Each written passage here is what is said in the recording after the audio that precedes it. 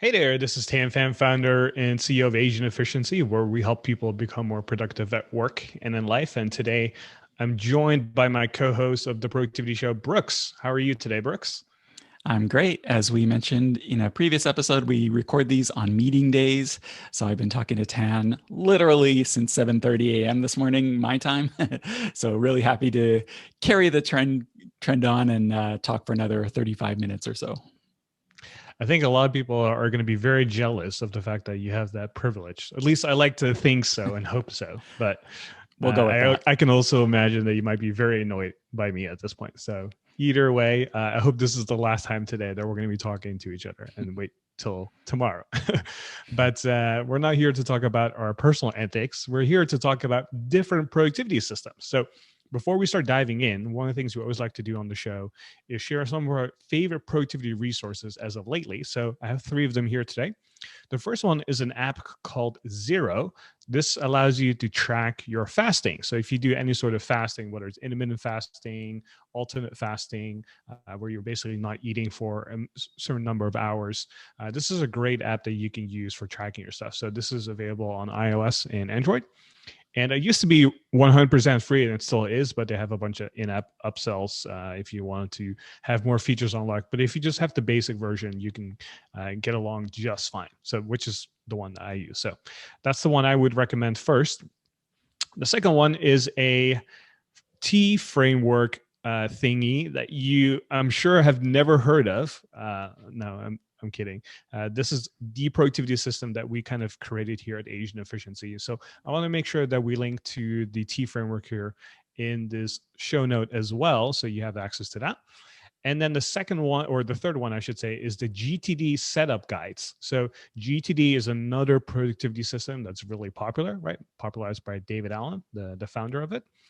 And the company GTD has these setup guides that allow you to kind of figure out how to set up GTD in different apps and different tools. So whether you use Evernote, OneNote, Outlook, or something else, they have all these different guides that will show you how to set it up on that specific app. So go check that out if you haven't heard of it yet. So those are the top three resources of today, and we'll have links to all of them in the show notes. So you can always go to theproductivityshow.com/355 and check them out there. All right. So before we start diving into today's content, one of the things I want to share with you is, and kind of set some expectations with you here as well, is that obviously you're here to learn about different productivity systems. And if you're new learning about productivity and you're overwhelmed on where to start, I think this is a really good episode for you. We're going to be talking about the different ones, pros and cons, so you can kind of figure out what works best for you. But also, if you are someone who has studied productivity for a while and you still haven't fully adopted a system yet, I think you're going to learn some things here and there as well that will allow you to finally make that decision to say, hey, this is the one that's right for me. And I know many of you who are listening are also more advanced and have been studying productivity for a while, maybe for many years. And some of you maybe are thinking about creating your own personal system.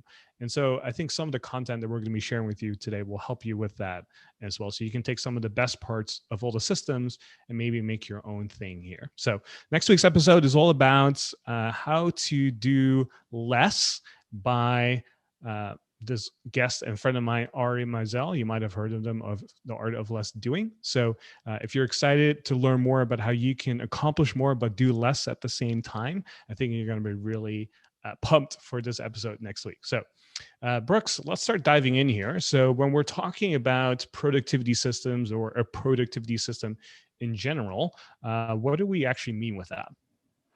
Yeah, we thought it would be helpful to actually define what it is we're going to be talking about here, give some parameters. And a lot of times we kind of, in a general sense, know what we need to do.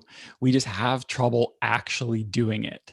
And really, our focus should be on getting our important stuff done, whatever that is, if it's your work life, your personal life, whatever, and getting it done in the time that we have. We don't want to be spending our time thinking about how to do it, ideally. We just want to be focusing on what we need to do.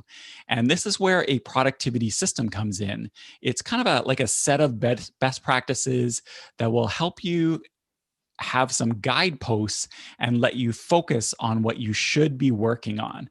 It's kind of like, I know you're a big traveler, Tan. It's kind of like when you travel somewhere new, a lot of times you might have a guidebook, or at least, use an app that gives you some pointers. You don't necessarily have to follow it exactly. And we don't recommend that. You don't necessarily want to be one of those people. You go to Venice and you see everybody walking around with the same guidebook going to the same places. We don't necessarily recommend that, but it can give you suggestions to make the most out of your trip and make your life easier. And that's what a productivity system will do, is it'll just make execution easier, so you have some kind of pointers on the best way to do things. So we're going to be talking about a number of different productivity systems, and everything we've talked about, the systems anyway, has been covered on the podcast before. So we're going to give you some pointers to specific episodes where we've done deeper dives into each of these things. But what we thought we would do is talk about some of the best parts about these different systems, who should use them and maybe who shouldn't use them, which a lot of times can be even more useful and can save you from a lot of wasted time and heartache. And in some cases, how these systems can work together. Just because you choose a productivity system doesn't mean you can't take the best parts of other things. And that's one thing we really wanted to mention is, really, we recommend that you adapt any system to your own needs. So take what works for you and then adjust or drop the rest. You don't need to, like I said earlier, you don't need to blindly follow one particular system. And I know, Tan, for example, you've used I know you've used GTD for a long time, but you've kind of modified it to your own needs. And it's the same with all of these systems. You want to take what works for you. If something doesn't work for you, that doesn't mean you want to throw the whole system out the window. Just take what works for you and adapt and move. We are going to be talking about a number of different productivity systems, and we thought that we would start with the system that Tan talked about earlier, which is the T framework. Of course, it just makes sense that we're going to start with our own system. So when we first introduced the T framework way back in TPS355, it seems so long ago, it's something that we had a lot of really positive feedback about. And we most recently did a refresher of it in TPS355. So if you're not really familiar with the T framework and what it is, really recommend going to theproductivityshow.com/275, where we do a more deep dive. But basically, in a general idea, what the T framework is all, at least what we've found, is almost all productivity challenges break down into one of three areas.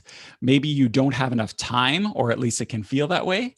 Maybe you don't have the energy to do what you want to do, even if you've cleared away the time, you've made time for what you want to do, but you don't have the energy to do it.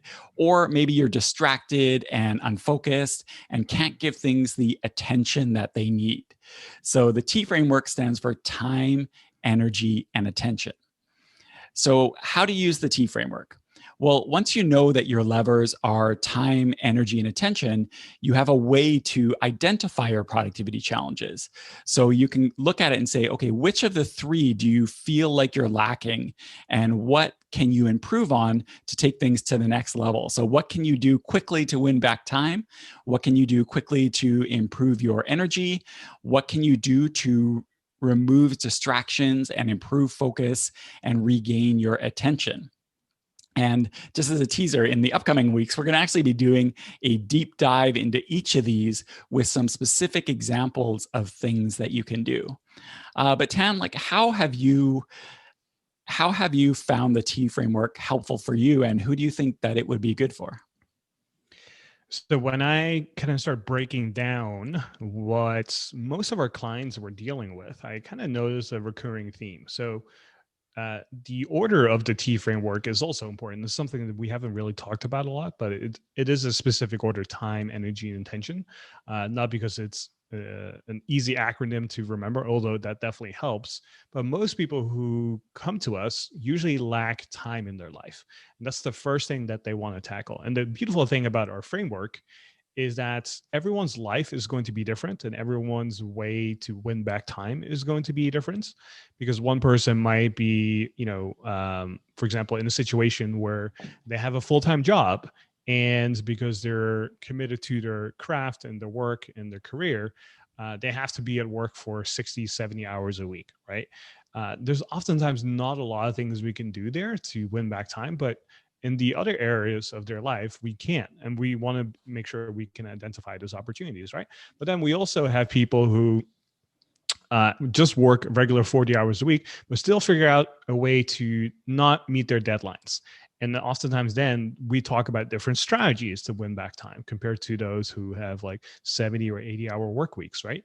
And then oftentimes when people have the capacity or the time to do the stuff, but they don't have the energy to focus and get stuff done, this is oftentimes the next step that people, or the next roadblock that people encounter.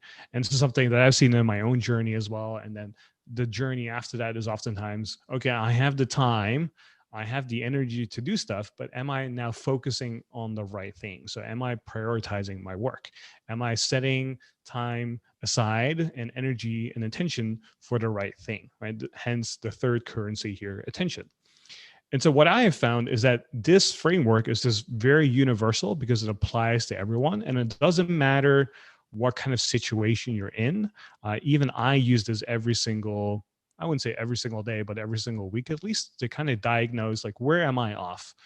Is it time, energy, or attention? And if I know that I'm off somewhere, then I can figure out a way to figure out, like, how do I get that currency back up? Or how do I fill up that tank of having more time or having more energy or having more attention in my life? And so what I have found is that this system is so easy and fluid that you are oftentimes smart enough to know what you can do to have more time, to have more energy, to have more attention, right? So it's very fluid and easy, and it's not overwhelming at all.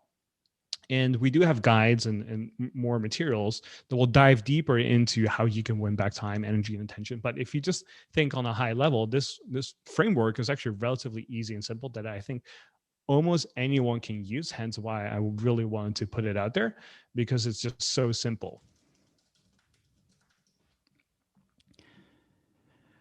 Okay, so that is the T framework. So now let's move on to our second system, which is, no surprise, Tan talked about it again in the top 3 resources, which is getting things done.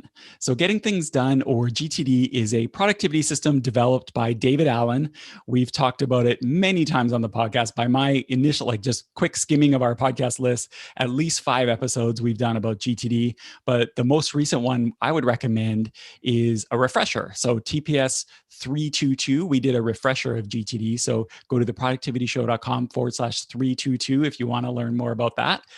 We also have a really helpful GTD Primer page. So if you go to asianefficiency.com/getting-things-done, that will give you a lot of great information about it. And of course, it was introduced to the world in a book by David Allen called Getting Things Done, The Art of Stress-Free Productivity. And I think that as far as what GTD is, I guess you could encapsulate it.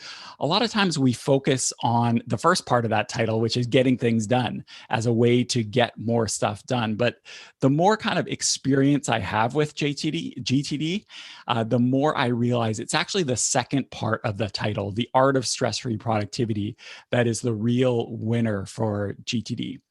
And the idea is it's a productivity system built on the concept that we have so many inputs coming into our life, but what he has found, and what I believe to be really, really true, is our mind is for having ideas, not for holding ideas. So we try to keep all these spinning plates up in the air, and we try to be on top of things. I'm sure you've felt this way, and I'm sure you've heard people say, I just have trouble being on top of things, and things are slipping. And what GTD will allow you to do is have a way to know what you can and should be working on at any given moment, so that you can get back your full focus, and you have a trusted system that you can use, that if you follow all of the kind of stages of GTD, or at least most of them, you can trust your trusted system, hence the name, and you know that whatever it is that you need to be doing, you have there in your trusted system. And the way that happens is GTD has a 5-step process. So it's capture, which allows you to collect what has your attention. Number 2 is clarify, so process what it means, figure out what these inputs that we've captured, what they are. Organize, we put these inputs and we send them where they belong. Reflect, so review frequently, and then engage, so make good choices and based on the things that we have in our system. And I already talked about the primer page that we have at asianefficiency.com/getting things done. But also we have a GTD workflow map that is really, really popular. There's one in the book. There's lots online as well. But we made a little one out of emojis of all things. And it's actually been surprisingly popular. So we'll have a link to that in the show notes as well. If you go to theproductivityshow.com/355, there'll be a link to that workflow map as well. Now, one thing I would say I would pick out is if you do nothing else, if you implement nothing else from the GTD system, really recommend that you learn and implement the GTD Weekly Review. Even if you don't use GTD, the concept of the weekly review is a massive game changer when it comes to staying on top of everything that you need to do. So we did a deep dive into the GTD Weekly Review at theproductivityshow.com/311, so TPS 311, and really recommend that even if it's been a few years since you read GTD, go back and have a refresher about the weekly review, because that is really the game changer there. Now, Tan, I know, like I said earlier, I know both of us have been long-term GTD people, and I know we've both adapted the system a little bit, but who do you think the GTD system is good for? And maybe who do you think it should not be, or it might not be the best fit for? Yeah, I think for those of you who are listening, if you get easily overwhelmed by, I wouldn't call GTD a technical system, but it's the first thought that kind of comes to mind. I think it's easy to get overwhelmed by the system. Even though there's only 5 steps, there's a lot of nuances and a lot of steps in between there that you have to do in order to kind of execute the system. And I've met a lot of GTD practitioners and users and people who've heard of it, who've read the book. And oftentimes the one thing or 2 things that they do is either the 2-minute rule, right? Or they do the capturing process, right? So they start writing stuff down and just storing it somewhere. And then they kind of do a weekly review on and off, right? And they don't do all the steps. But the beautiful thing is about GTD is you don't have to do all the steps. So I think GTD is not really great for people who don't like lists. And if they get easily overwhelmed by systems and procedures. Like if that resonates with you and you're like, oh my gosh, like I don't like lists or I don't like procedures and systems, like this is not the one for you. I think something like the T framework is much easier. However, I will say GTD is great for those who have a lot of stuff going on and don't mind having practical step-by-step instructions of what they need to do to kind of get clear and kind of get a clear-headed vision for what's coming up and how they need to execute on stuff. And so if you're someone who doesn't mind like following a particular program or a system and you're like, hey, I don't mind learning like the 5 steps and mastering them, then I think this is a really good system. And hence I actually started learning GTD first many years ago. And then I kind of quickly recognized like, okay, I liked a lot of different parts of it. And then over the years, I kind of adopted it to the point where I kind of do most things, but kind of adopted to my own usage. And later on kind of developed the T framework, which actually complements GTD very well. You can use the T framework and GTD alongside each other, no problem. All right, so that is number 2. Getting things done, or GTD. Let's talk about our third system, which is the 12-week year. So the 12-week year is a productivity framework developed by Brian Moran and Michael Lennington. It was introduced to the world in the book, The 12-Week Year, Get More Done in 12 Weeks Than Others Do in 12 Months, which, sounds pretty good. And you can go to asianefficiency.com/likes/12-week year. We'll have a link to that in the show notes as well. And that's where you can grab the book that that has the 12-week year. It's a great read, so really recommend checking that out. We've also talked about this on the podcast multiple times, but most recently we did a refresher in TPS355. So theproductivityshow.com/288. So recommend checking that out for a more deep dive into the 12-week year. The thing I like about the 12-week year and what makes it different than most other productivity systems, it is super focused on execution. So you focus on a quarter, aka 12 weeks, at a time, and you limit your focus to 2 to 3 big objectives. It's not that those are the only things that you have to do, but those are the things you really want to make sure that you get done in that 12-week year period. And also what makes it different is it's really focused on having key results. So you know if you've been successful every 12 weeks, and you have a way to track and measure it against it. So you always know how you're doing as you go through the 12-week period and when a 12-week period is finished. And then so you just break that 12-week plan out, so to speak, and just work on it a week at a time. So it's a really execution-focused system. Now, Tan, you know what I'm going to ask you because I've asked you for the other two. The 12-week year, we've done a lot with it on the podcast, I know, and I know it's really resonates with some people, but for others, maybe not so much. So who do you think the 12-week year is good for, and maybe who should stay away from it?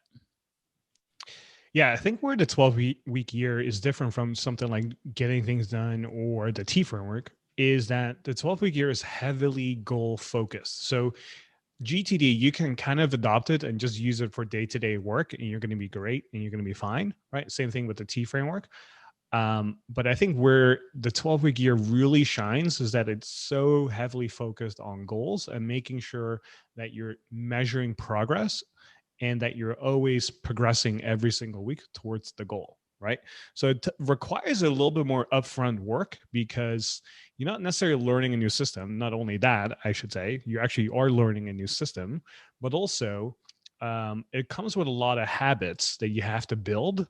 And I would say that's also true for GTD, whereas with the T framework, there's not a lot of habits that you have to build. Whereas with the 12-week year and GTD, you have to build a lot of new habits. You have to capture, you have to process, you have to review, you have to do X, Y, and Z. So there's a lot of habit building that you have to do. And the same thing is true for the 12-week year where you kind of front load it. So you build a lot of new habits at the very beginning. And so you're trying to do a lot of upfront work in terms of thinking about what are your indicators? What are you going to measure? What's my goal? What's my vision? You have to do all these heavy thinking stuff up front before you can really start and execute. And if you are someone who typically gets stuck in that area, I think the 12-week year can be really powerful, but also it can be very paralyzing at the same time because it's such a big hurdle to overcome to use this system. And so I think if you are someone who is very goal oriented, again, I think this is a great system. At least give it a try because now you have some sort of mechanical way to accomplish your goal. But again, the hurdle to kind of get over the initial phase of getting started is pretty high. So it requires a lot of upfront thought, thinking, lots of new habits to be consistent with this. And it's not very modular. You kind of need the whole system to make this work. Whereas something with like the T framework or GTD, you can kind of take bits and pieces of it and make it your own. Whereas with the 12-week year, you can kind of do that, but not really. You really have to use the whole system to make it work. And the 12-week year is really, it's involved, but it's not super, super complicated. Basically, the idea is you start with a vision, you create goals for those 2 to 3 items that I talked about earlier for the next 12 weeks. You have your leading and lagging indicators, so you have something to work towards and you know how you're doing. You then leverage accountability to help you stay on track and review your progress. And then you just rinse and repeat. Every 12 weeks, you go through the system. So really, really powerful, like Tan said, if you really need help actually getting going on things. All right, so we've talked about the T framework. We've talked about getting things done. We've talked about the 12-week year. We just wanted to wrap up by giving something for the analog folks. Now, all of these systems actually, you could do digitally or on an analog basis. But we just wanted to wrap up with a system that is also really, really popular with listeners of the Productivity Show and others, and that's the bullet journal. The bullet journal, I mean, it's hard to describe, but basically it's a productivity system. It's a notebook. It's a planner. It's a to-do list. It's a journal. For some people, if you look on Instagram, it's an art project. And it was created by Ryder Carroll. And it's possible to do it digitally, but I think the power of the bullet journal really comes out when people do it with a paper notebook. And he wrote a book describing the process. We'll link to it in the show notes. It's called The Bullet Journal Method: Track the Past, Order the Present, and Design the Future. You can use any notebook at all. That's one nice thing about it. You don't need some sort of special notebook, though they do sell a branded one. And basically, you break the notebook down into sections, and one of those sections is what you're going to be focusing on every month. And then you create a daily section where you write your tasks each day, and you just kind of like keep moving it forward every day. That's a very simplistic way to describe the bullet journal. There's a lot more to it. You can have special sections called collections to keep track of things that kind of aren't to-dos and different areas of your life. It's a system that really can encompass almost anything you need to do. I'm not personally a bullet journal user, but I know a lot of Productivity Show listeners are. I went to point to the bullet journal episode of the Productivity Show, but unbelievably, we've actually never, that I can find anyway, we've never done an episode focused on the bullet journal. So that's something we're going to need to change in the future. However, in the dojo, if you go to the show notes, we have a link to the dojo, which is our productivity community. We do have a mini course that will take you through the bullet journal, but we'll have to get a podcast episode going on that. And people who are more comfortable working with physical tools tend to really like the bullet journal system. So with all that said, we've talked about all these different productivity systems. Tan, I know we like to end every episode with action items. So where do we recommend people start? If people still aren't sure what to do, where should people start as a takeaway to this? Yeah, this is a shameless self-plug. So I would recommend that you start with the T framework, which is our productivity system here at Asian Efficiency. So we'll have a link to kind of a guide that will show you how to get started with this. But the basic idea here for you here today is, how would you rate your time, your energy, and your attention? So how would you rate each currency right now? Do any of them jump out as your biggest challenge or as a big opportunity? You can go to asianefficiency.com, and on the homepage, we have a guide and kind of a quiz to kind of help you get started with them. So if you're looking for ways to be more productive right now and you're trying to adopt a really simple system, I think this is a great place to start. And then over time, you can always adopt the other systems that we've talked about today. So I want to thank you for being here with us today. Next week's episode is with Ari Meisel of Less Doing. So we're going to show you how to do less while accomplishing more. So I'm really excited for that episode. And again, if you want to have links to everything that we talked about today, you can find the show notes at theproductivityshow.com/355. Thanks again for joining us, and we'll see you next Productive Monday.